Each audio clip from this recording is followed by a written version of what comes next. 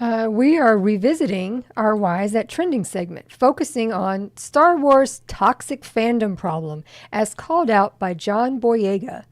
For context, John Boyega's recent comments about racism within the Star Wars fandom have ignited a firestorm, revealing deep-seated issues within the community. That's putting it lightly. So, John Boyega basically called out all the freaks and framers and all those guys and was like, yeah, y'all seem to have a lot of smoke for the women, the people of color, the this and that, and he wasn't wrong. And here's why he wasn't wrong. Because those same people that he was mentioned, that he didn't name, but everybody knew the types of channels that he's talking about, were the ones to attack. It's that thing where people want to be victims. These are the type of people that call everybody else snowflakes, but they want to be victims so bad. They say everybody else is doing identity politics, but yet they feel like after all the negative, nasty, and racial things that they have said about people in Hollywood or in general, these are the same guys who will be flabbergasted and pearl clutching when they're called out for it, or if they're called racist. It's as if the worst thing is as if me being called the N-word is second or third or fourth in line to them being called racist. That's the worst thing in the world you can call me. No, it's not. It's like, and it's funny because, but anyway. But we'll get into some of these clowns. So for what we do here now on this channel for Why Is That Trending, we'll get into like the analytics of the comparisons of the coverage and media of what's been going down. So social media analysis, the reaction from YouTubers like YellowFlash 2, Nerdrotics Daily, and Star Wars Theory demonstrates a disturbing pattern of denial and aggression, highlighting a significant problem within the Star Wars online community. I'm gonna start off with the first one. Let's say the first person here, baby. If you don't mind, I'm gonna put it up on. But could you read me the first one? Right YellowFlash 2. A channel that I've never heard of before, but and I don't watch them, but YellowFlash 2. His rhetoric focused. I watched some of what he had to say. So his rhetoric focused on. I'm reading from my homework here, by the way, guys. His rhetoric focused on dismissing Boyega's concerns by framing them as attention-seeking behavior. He minimized the impact of racist harassment by shifting blame on Disney writing. He used dismissive language towards the actor and fans who disagreed with his views, which is what is it called? Parts of the course. What do they call that? What's that? It's business as usual is what I'm gonna call it for channels like his, where. I mean, look right next. That's what I have right here on the lower third. Look at the lower third. Look what I got right here next to it. Look. I did the same thing for that Mecha random 42 person. It's the same template. The big bold white, and then with the red letters on the left side of the thumbnail, and then the picture of the target with the mean eyes and whatever, the glowing eyes and stuff. And it's always the same. Whenever and his channel is just like all the rest of them. Whenever they're a dog with a bone, then the next 5 to 10 to 20 videos is that one topic. They will constantly, and I got to give it to these fans that follow this type of conversation. They're loyal to it. They will, and they call everybody else shill. You support Disney and you're a Disney shill, but they'll shill out $5 donations, $10 donations, and hell yeah, and the people say I'm jealous. Hell yeah, I'm jealous. I'm jealous. Hell yeah, I'm mad. Why can't the real fans on this side of the aisle be that loyal? And why do I have to make Chris Hemsworth cry using my words like the way these people do? Captain Marvel, these types of guys, and they get $5 donations here, $10 donation there. for saying the same old knock knock jokes every day. And just like I said about Mecha Random 42, where they and then when you call them out, then they get all pearl clutching. They have to build their little, fortress of solitude of personal emotional safety behind a wall of Legos. They stack up their Legos and like, no, talk about me. You're being mean. But yet they can say whatever they want. I mean, it's like I said, it's business as usual. Anyway, that's my rant on that dude. But that guy. Who else was on the on this? Nerdrotic.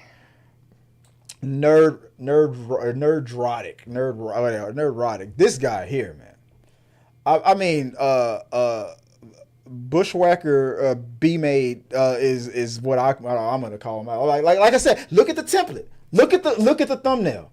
I said that these type of people, these types of channels, they have a ceiling. They only hit a certain number of subscribers, but in recent years, they've surpassed that number. Now these guys are getting to 1 million subscribers now.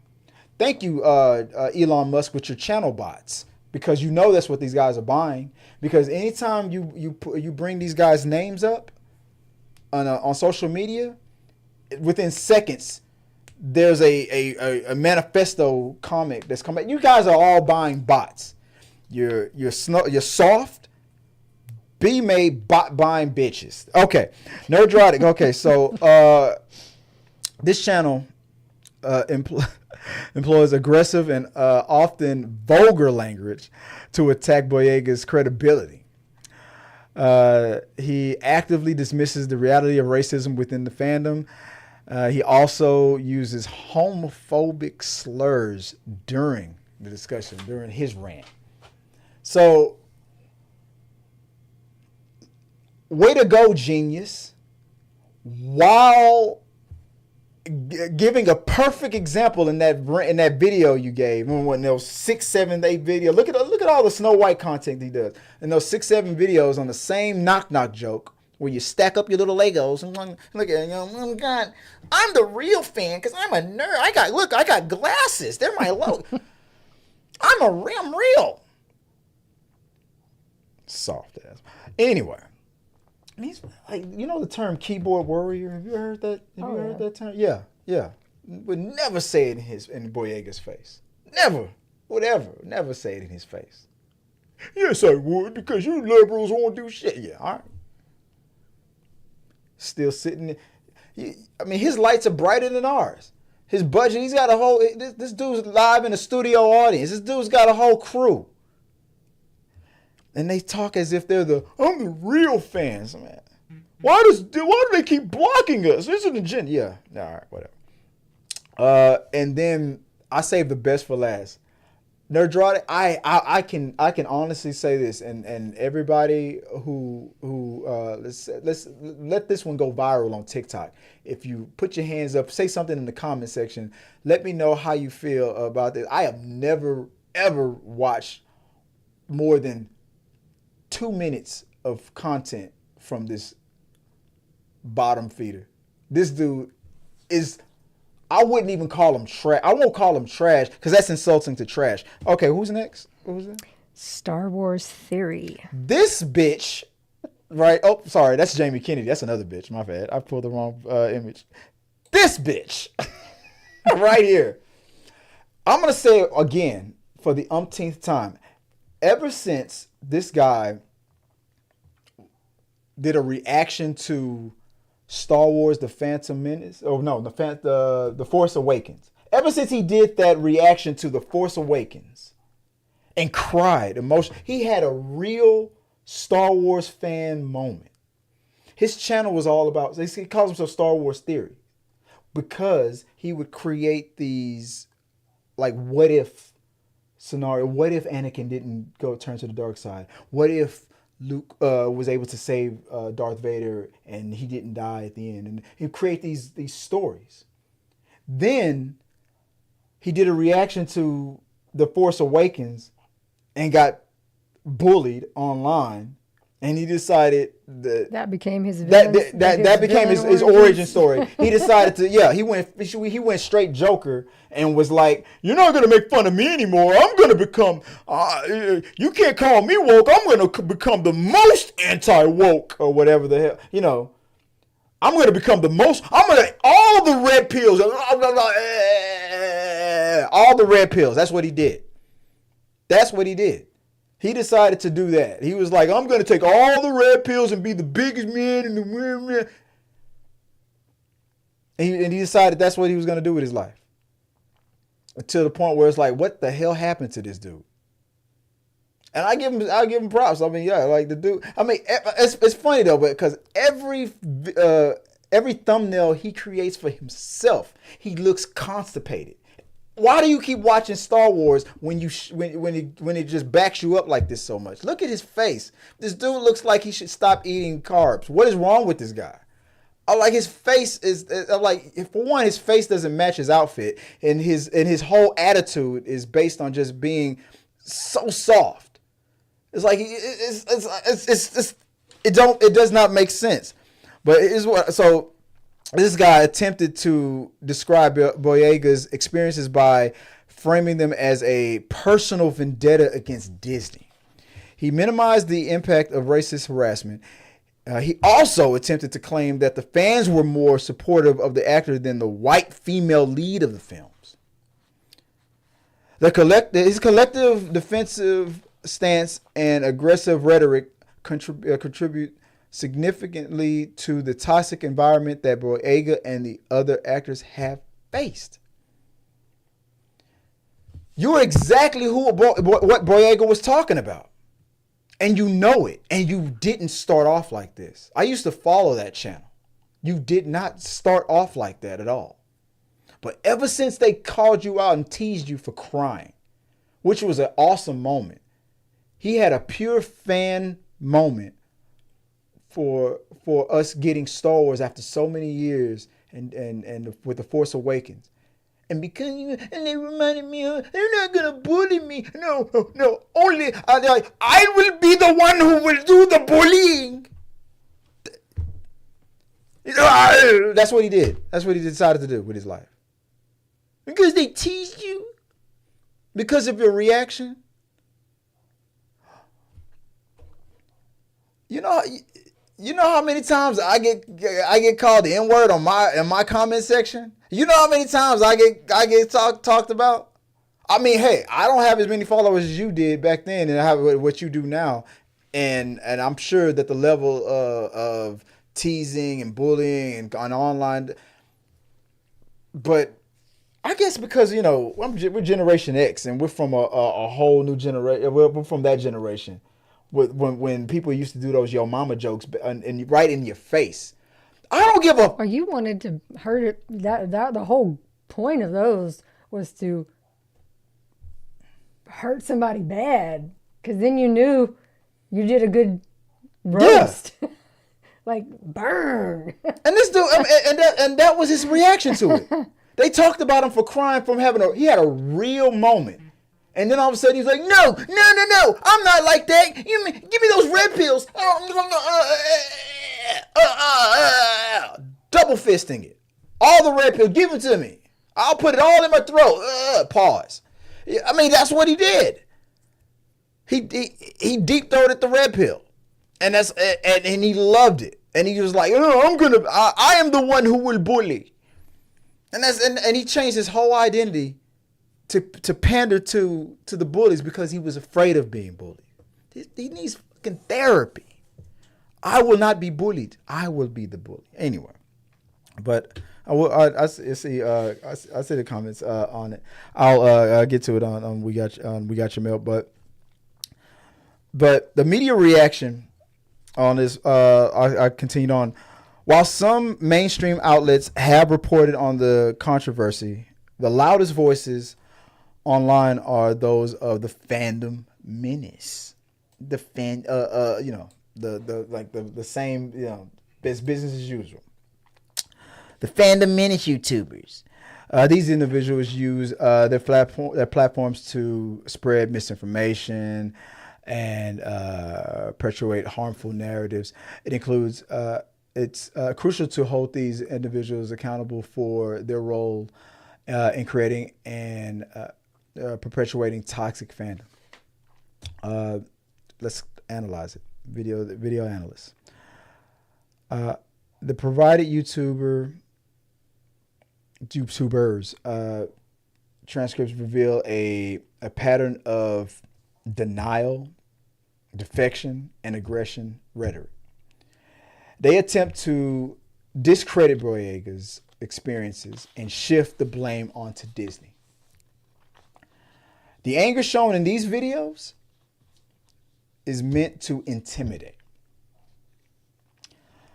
So what's the cultural impact? The behavior of the fandom menace cast a dark shadow over the Star Wars community. This is a perfect example of toxic fandom. The situation underscores the urgent needs to change within the Star Wars fandom.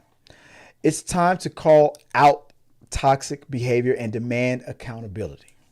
The actions of these YouTubers are a perfect example of why actors are afraid to speak out. And there are directors who won't even take Star Wars gigs anymore because of these dick clowns. This situation shows that representation matters. Everything is woke. All right. Media literacy. It's essential to recognize and challenge toxic narratives. The YouTubers in these situations are examples of toxic voices. Critically evaluate the information you consume online. These YouTubers, specifically these three, are influencers and should be held accountable for their words. There was one guy from Geeks and Gamers. I mean, he goes around making George Floyd comments and stuff like that. I mean, just for no reason at all, just because he felt like it. And his initials are RK. I forgot what the scene was, but he's on Geeks and Gamers. I forgot his name. Ryan Kennel, I think. Ryan Kennel. Bitchmade is what I call him. But it's the same knock joke every time. And it's profitable. It's crazy how much I'm so thankful for any donation that I get. I will not do any of that shit, even with a guarantee. You're gonna get $30, $50, $100, $500 from your next show. You just do that. No, I have a day job. I'll work. I'll get a second job before I do that shit.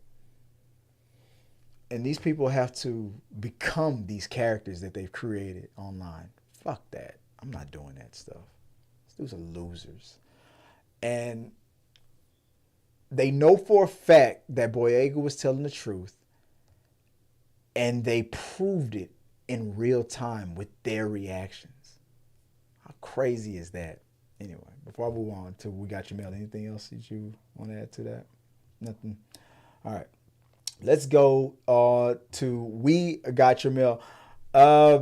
We Got Your Mail is a part of the show where we go through your live chats and stuff like that. Like I said, this show was pushed and we needed to do this a long time ago and whatnot. Not too many people talking on it, so we only got one comment going on right now. Tony Robinson says, I guess was this about Star Wars theory? Mm-hmm. Tony Robinson says about Star Wars theory, he looks like a struggling music teacher.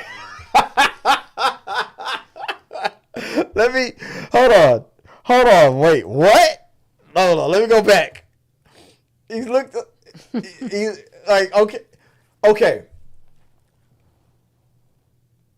In this picture right here, it's like the third grade orchestra band is trying to play the Star Spangled Banner. And he's like, what the fuck is Frank doing with the French? Oh, God, come on. Yeah, that's not, what is it? What did he say on What was that? What was that movie with J.K. Rowling? That's not quite my tempo. That's not quite my tip. He does look. He looks like a struggling music teacher. That's it. That's the personality right there. That's the persona right there. Every time I hear the Imperial March on the Star Wars movie, I'm gonna think about this guy, and the guy on the tuba fucks it up, and then he's the conductor. He's like, God fucking damn it, Dave! You fucked it up again. You fucked up. You ruined Star Wars for me. Yeah. That's exactly what this dude is. This dude looks like a retired struggling music teacher. No, he looks like he came up with his own folk album that went wood in the billboards or whatever. I mean, and he's like now he's just, I don't know. Oh my God, that's funny as hell. A struggling music teacher. That's exactly what he looks like. You're like, oh God, oh, this song did not need more cowbell. Let's look at this. That's the sound he looks like he's making. You're gonna give that girl a lightsaber? You guys, think we'll see you next time. We'll talk about whatever you guys want to talk about. Till next time, guys, have a good one. Peace. Thank you guys for watching our video. I really do appreciate it. Remember, you can support our show by becoming a member or a Patreon. So click the subscribe button. Don't forget to ring the bell for notifications so you'll never miss out on when we go live or post new content. Let's stay connected, grow this community together. Like, subscribe, comment, and let's keep talking.